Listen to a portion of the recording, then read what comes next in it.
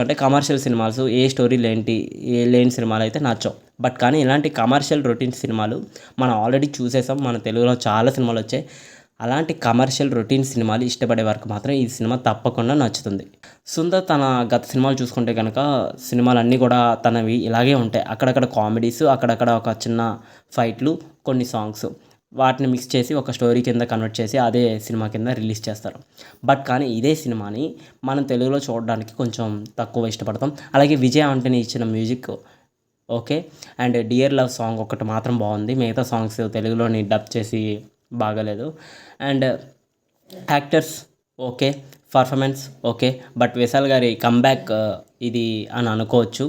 కానీ కొంచెం అప్పుడు రిలీజ్ అయ్యి ఉండింటే అప్పుడు హిట్ అవుదునేమో. ఇప్పుడు తెలుగులో కొంచెం రిలీజ్ అవ్వడం వల్ల మళ్ళీ మన రొటీన్ పాత సినిమాలన్నీ గుర్తొచ్చేస్తాయి.